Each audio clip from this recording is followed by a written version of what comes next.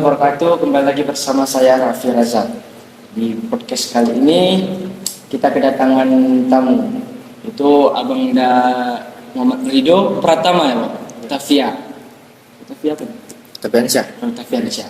Oke, jadi Abang ini sebagai Ketua Umum BPL HMI Cabang Medan ya, Bang ya? Mantap juga. Ketua Umum sama kita ya.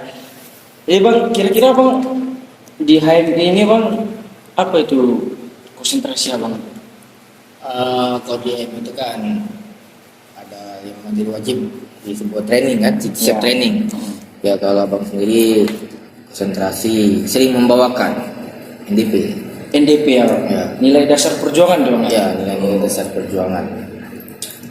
Jadi berkaitan dengan NDP Bang, ada nih pertanyaan nih Bang, yang kadang membuat bingung ya kan Bang. Di zaman era sekarang ini Bang, yang serba teknologi canggih ya, dan dengan ilmiah segala macam lah ya kan. Apa agama itu masih diperlukan atau dibutuhkan sama manusia? Ngeri ya pertanyaannya. Aduh. Memang kalau kita berbicara NDP ya kan, pasti umumnya bagi anak-anak HMI kan mengkait-kaitkan itu dengan agama, ya kan? Nah, baik lagi dari pertanyaan tadi, di era digital, teknologi pada saat ini, ya kan? Apakah agama itu masih dibutuhkan? Kan seperti itu. Iya betul. Kalau pendapat abang sendiri, orang tidak akan lepas namanya sebuah kepercayaan. Terlepas itu agamanya apa, pasti setiap manusia itu nggak akan bisa yang namanya lepas dari kepercayaan.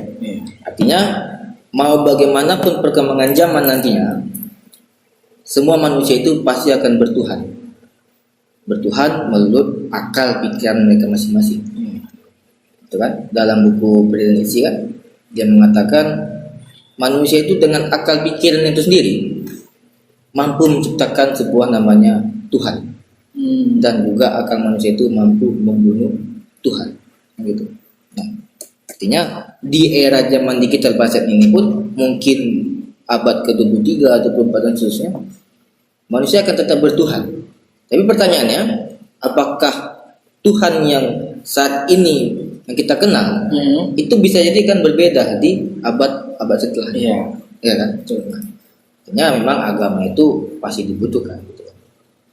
Perihal tentang perputaran ataupun perubahan agama ataupun kultur budaya yang ada sebuah agama untuk pada saat akan datang nanti berubah atau tidaknya, itu kita kembali lagi ke zaman yang akan datang nanti, gitu kan. Artinya manusia itu nggak akan bisa lepas dari namanya agama. Tapi kalau di dalam Islam itu sendiri dikatakan agama Islam ini agama rahmatan lil alamin, agama yang bersesuai dengan perkembangan zaman begitu.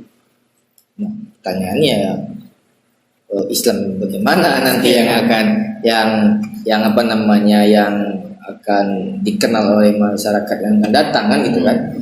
Pada saat Nabi Muhammad SAW masih hidup sampai pada saat ini pun ya hukum-hukum yang ada dalam Islam itu ada beberapa hal yang tidak bisa diterapkan di zaman saat ini kan, gitu kan.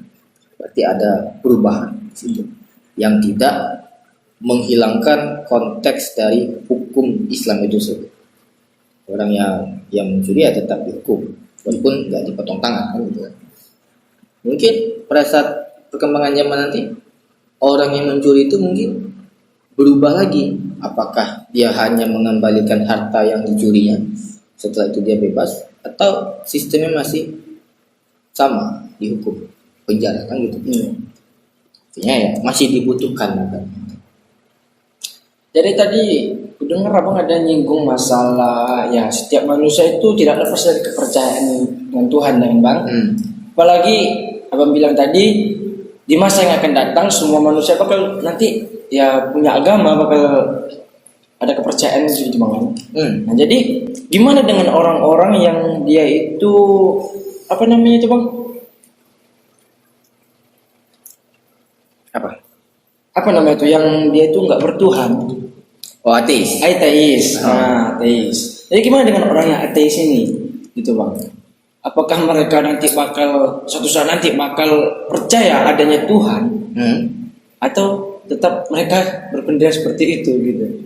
Ya. Orang ateis itu kan mengatakan, berprinsip bahwasanya di dunia ini kan nggak ada namanya Tuhan. Gitu kan. Secara tidak langsung, kepercayaan yang mereka anut bahwasanya Tuhan itu tidak ada, itu adalah suatu bentuk dari kepercayaan sendiri. Apa yang mereka percaya? Ya mereka percaya nggak ada Tuhan di dunia ini, gitu kan? Nah, itulah dipengaruhi oleh perkembangan zaman sebuah teknologi. Pada saat ini kan rahasia-rahasia di dalam kitab suci itu ada yang bisa dipecahkan ataupun bisa dijawab oleh sains, pengetahuan. Tapi ada beberapa hal di dalam kitab suci itu yang memang dirahasiakan dari awal diturunkan oleh Tuhan Yang Maha Esa sampai pada saat ini, itu dirahasiakan kebenaran.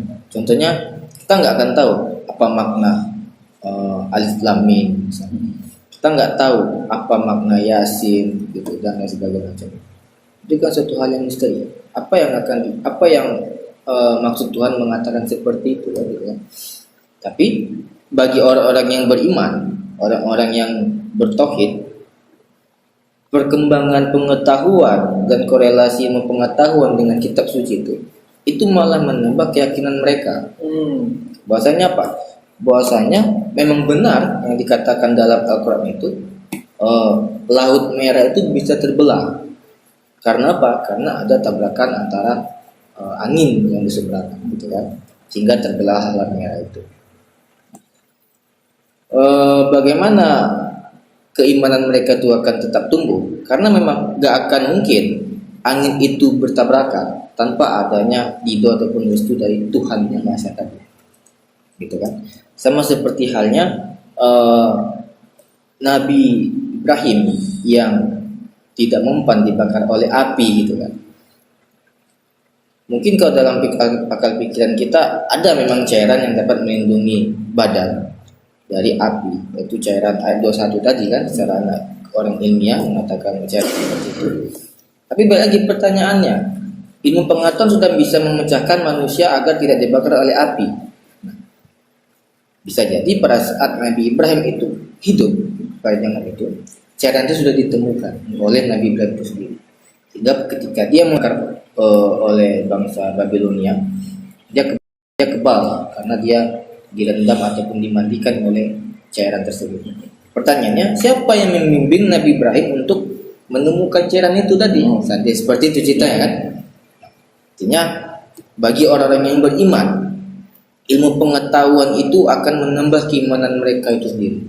Tapi bagi orang-orang yang memang sudah skeptis tentang eksistensi Tuhan tadi, ilmu pengetahuan itu bisa jadi malah menjauhkan diri mereka dari namanya. Itu yang dikatakan benar dari membunuh Tuhan tadi itu Bang ya.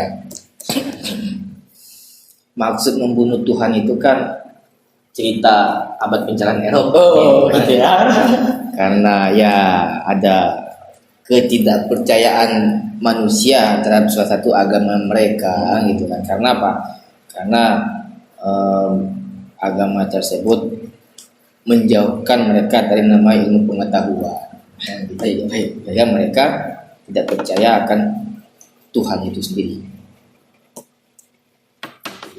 Jadi kalau menurut abang ini, agama itu kan ya dari cerita abang juga. Jadi agama itu berarti seberapa pentingnya agama itu untuk manusia gitu Bang kan. Itu sangat penting lah gitu Bang kan. Nah, yang kita lihat nih kondisi saat ini di Indonesia kita tercinta ini nih Bang, ya kan? Agama itu bisa menjadi perpecahan di antara warga Indonesia itu sendiri, gitu Bang. Nah, yang dasarnya agama ini untuk menuntun manusia menjadi manusia yang baik, kenapa bisa terjadinya perpecahan itu sendiri Bang? Saling mengolok-olok. Padahal kan di sesama agama itu ya untuk menganjurkan kita tuh untuk menjadi manusia yang baik, gitu ya kan? Nah, kenapa bisa terjadi seperti itu Bang? Kalau pendapat Bang sendiri itu orang yang nggak paham tentang nama agama, gitu kan. Bahwasanya seyogyanya itu agama itu diambil dari dua kata, al dan gama. itu tidak, agama itu artinya kacau. Berarti agama itu membimbing manusia ini agar tidak yang seperti kamu katakan tadi, tidak mengolok-olok gitu kan, tidak menjelek-jelekkan, tidak berbuat kerusuhan gitu kan, tidak saling membunuh. Artinya agama itu dibutuhkan ada di tengah-tengah masyarakat itu untuk membuat masyarakat itu menjadi hidup rukun dan saling berdamai gitu kan. Nah, itulah dikatakan oleh yang diterapkan, yang diajarkan kepada kita dari Nabi Muhammad SAW tadi, yang gitu kan. Bahwasanya apapun agama manusia, seseorang yang mempercayai sebuah namanya agama, kita harus menunjukkan sikap toleransi, sikap menerima keberadaan dia sebagai makhluk yang bebas. Bebas itu dia bisa berbuat sesuka hati, tetapi tidak melanggar kebebasan dia. Termasuk kebebasan dia dalam memilih suatu agama, gitu kan. Kepercayaan ataupun agama mana yang benar, ya mungkin itu kembali lagi kepada si penganut tadi, kan gitu kan. Ya kalau kita mengatakan Islam itu adalah agama benar, ya benar Islam itu gitu. Tapi manusia diciptakan oleh Tuhan Yang Maha Esa ini dengan sebuah akal dan pikiran. Dari akal dan pikiran tadilah mereka bisa mencari tahu kebenaran dari sebuah namanya kepercayaan tadi ataupun agama, gitu kan. Ya kita nggak bisa katakan agama mana yang paling benar kan gitu kan. Nanti konteksnya nanti membenar-benarkan sebuah agama ya. Tetapi yang paling penting adalah agama itu dibutuhkan ada di tengah-tengah masyarakat untuk menciptakan yang namanya kerukunan, bukan malah menjadi sebuah perpecahan. Karena orang yang membuat perpecahan dalam sebuah agama ataupun orang yang menggunakan agama sebagai alat untuk perpecahan, seyogyanya dia nggak paham arti dari sebuah agama. Kan nggak ada agama manapun yang ngajar untuk saling membunuh ya. Berarti ya kadang kan ada nih agama-agama lain yang mungkin salah paham bang. Apalagi kan di agama Islam itu ada kalau nggak salah di ayat Al-Quran ini bang. Jadi mungkin artinya kurang lebih gini nih bang. Ya ketika berjalan melihat orang kafir itu wajib dibunuh. Nah itu kan kadang mungkin kalau orang-orang awam yang tidak paham agama, ya mungkin dia memang betul-betul membunuh itu gitu bang. Jadi kira-kira gimana itu bang? Ya samalah dalil ketika kamu melihat kemungkaran gitu, lawanlah dengan tanganmu gitu. Tapi kalau kamu nggak mampu dengan tanganmu, lawan dengan lisan. Nggak mampu juga dengan lisan, ya lawanlah dengan doa gitu ya. Doakanlah orang yang berbuat kemungkaran tadi. Nah, artinya dalam dalil tadi, ketika kita menjumpai seseorang yang kafir gitu kan. Nah, kita balikkan lagi konteksnya adalah kalau secara ketauhidan, ya memang orang yang tidak bertauhid dalam sebuah agama, contoh Islam itu sendiri, yang tidak mempercayai Islam, itu dikatakan dengan sebutan kafir gitu kan. Orang yang tidak bertauhid kepada Tuhan Yang Maha Esa. Nah, kalau dalam konteks, makanya dalam penafsiran Al-Quran tadi, para ulama itu biasanya sebelum kita menafsirkan satu ayat, kita lihat dulu 2 ayat atau 3 ayat ke belakangnya, dan 2 ayat atau 3 ayat setelah ayat tersebut kan gitu kan. Bisa jadi yang maksud oleh kafir yang di dalam ayat tadi orang-orang yang menindas ataupun mengambil hak-hak kita dalam beragama kan gitu kan. Nah, Nabi Muhammad nggak pernah memerangi orang kafir kecuali untuk mempertahankan diri. Gitu kan. Nah, konteksnya bisa jadi ketika Anda melihat apa tadi namanya yang kafir di depan matamu gitu kan, ya baik lagi konteksnya adalah mungkin yang dikatakan untuk memerangi itu ketika hak-hak kamu dalam beragama itu direnggut.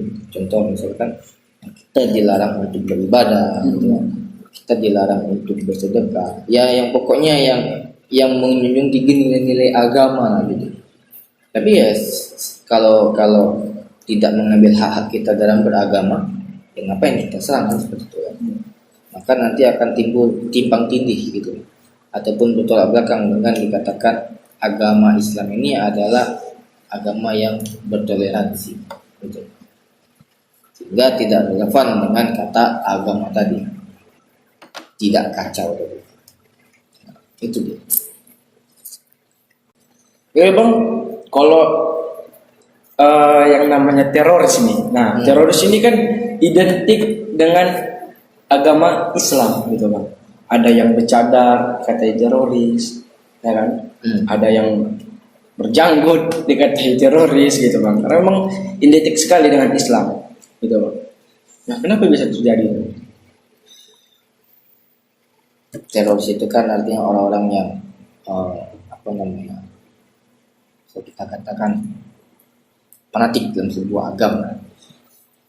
Fanatik itu kan identik dengan apa namanya, satu hal yang jelek, terlalu fanatik. Kan tetapi kita balik lagi ke belakang, di sebuah buku Bayang-Bayang Gurita itu dikatakan bahwasanya teroris itu by design yang diciptakan oleh manusia agar terjadi perpecahan di antara sebuah agama. Ya, dalam buku itu dikatakan orang-orang petinggi dunia yang menciptakan itu. Islam mempunyai teroris, Nasrani mempunyai K3 ya, Ku-Klux Klan itu. Yahudi mempunyai namanya Zionis. Nah, jadi 3 organisasi ini, kata organisasi ataupun 3 kelompok ini dibuat sedemikian rupa agar menimbulkan perpecahan di antara 3 agama samawi tadi. Jadi ketika orang beragama Islam membom kaum orang Nasrani, maka orang Nasrani akan menyalahi Islam. Begitu juga sebaliknya dengan keadaan yang terjadi di Palestina. Zionis membantai orang-orang Islam situ sehingga menimbulkan kebencian dari umat Islam kepada kaum Yahudi.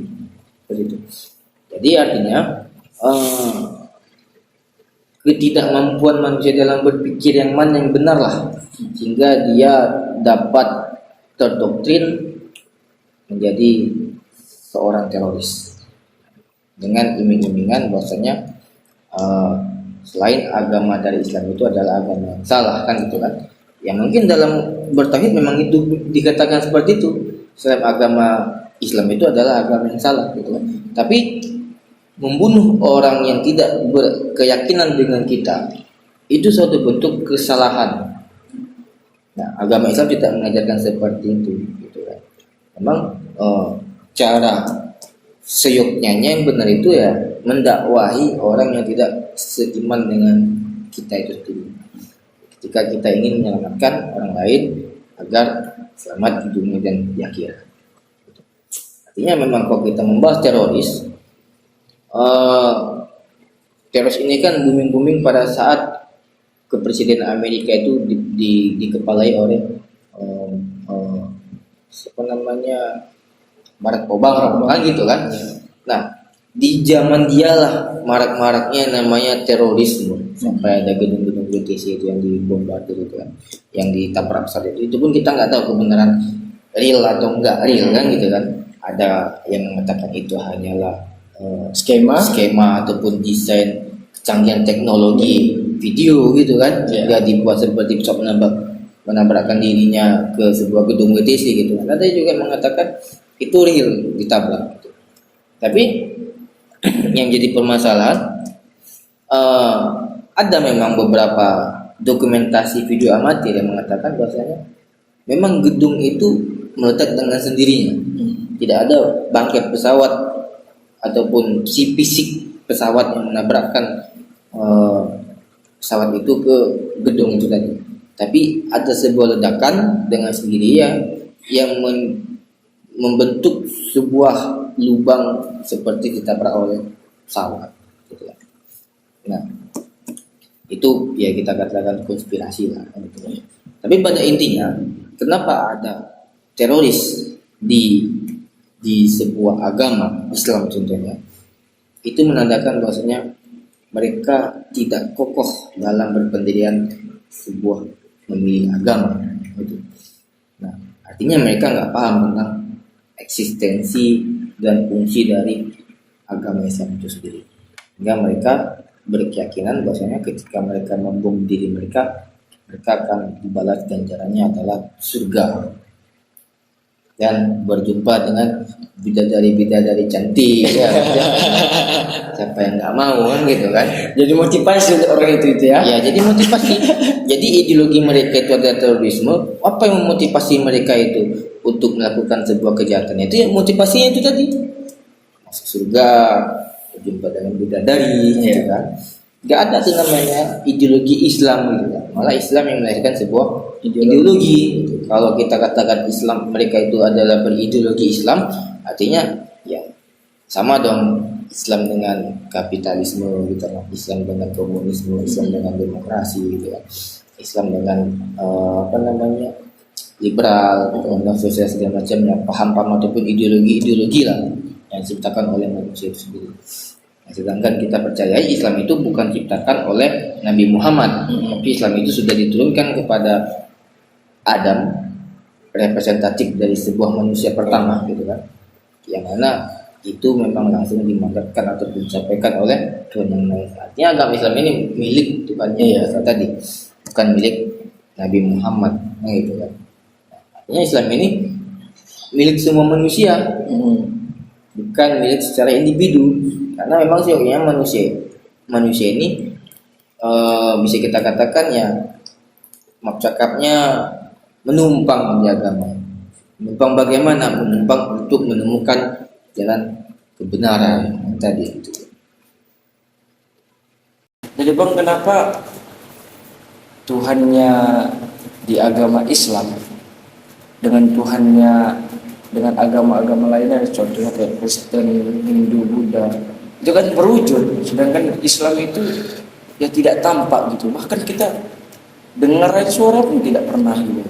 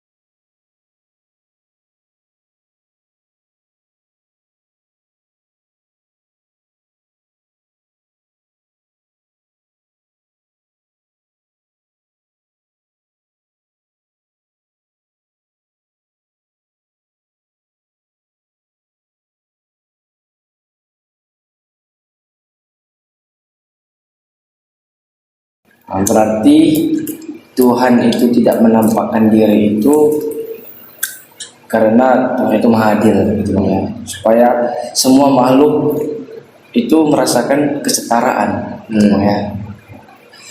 Dan kembali lagi dengan pertanyaan di awal tuh Bang, tentang yang di awal tadi itu masalah agama itu di era zaman sekarang nih Bang, digital lagi kan. Nah, apakah itu banyak kita lihat tuh bang, kadang di Facebook gitu kan, dia berdoa nih di Facebook kadang bang, ya Allah sembuhkanlah segala macam. Ya sedangkan kita lihat sendiri di dunia nyata bahkan sholat aja dia nggak pernah gitu bang. Ya jadi apa gitu bang, misalnya nggak usah lah kita bilang hukumnya ya, kita bilang apakah efisien gitu kita tuh berdoa di sosial media gitu bang, bahkan ya amin mengaminkan segala macam gitu. Gimana menurut abang kayak gitu? Ya kalau bagi abang sendiri yang gak ada salahnya, itu kan pengungkapan hati dia kan itu. Karena kan orang kan sosial media itu kan bermacam-macam motif ya. Ada yang ingin orang tahu apa masalah dia kan, seperti itu kan. Tapi bang itu termasuk kayak ya kita bilang kita nggak tahu lah nih kan entah dapat pahala atau enggak, tapi menurut abang lah gitu, apakah termasuk golongan bisa mendapatkan pahala gitu berdoa di situ gitu, apa bisa didengar oleh Tuhan gitu? Ya kalau perihal masalah pahala atau tidak pahala kan kita nggak tahu. Ya. Bahkan kita dalam kita melaksanakan sholat pun kita nggak tahu apakah di situ ada muncul pahala atau tidak ada. Tapi ketika dia menuliskan keluh kesah dia di sosial media kan gitu kan, dan orang membaca itu dan mendapatkan simpati dari apa namanya, dari pembaca karena tulisan dia tadi yang mengaminkan semua orang, perihal dengar atau tidaknya Tuhan kan kita katakan tadi bahwasanya seluruh aktivitas yang kita laksanakan di muka bumi Tuhan tuh tahu. Permasalahannya terkabul atau tidak terkabulnya itu sesuai dengan ridho Tuhan tadi gitu ya. Tapi dalam menyelesaikan masalah itu, penyelesaian masalah itu pasti Tuhan memberikan skenario ataupun jalan.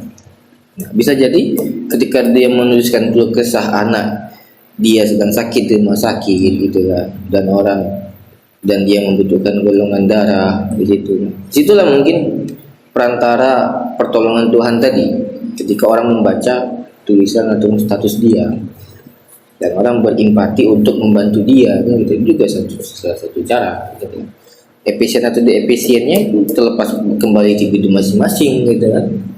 Kalaupun kita berdoa kepada Tuhan, ya Tuhan anakku sedang sakit di rumah sakit membutuhkan pertolongan golongan darah A berbagai macamnya gitu kan, tapi nggak ada perlakuan ataupun implementasi usaha untuk mendapatkan itu, nggak ada juga kan gitu kan. Sama aja ya bang ya. Sama juga, lebih bagus dia berdoa di sosial media, double dia kan. Situ doa dia, situ langsung ya betul. di situ langsung apa namanya pengaplikasiannya kan, usaha di situ. Double langsung satu paket dia. Ya.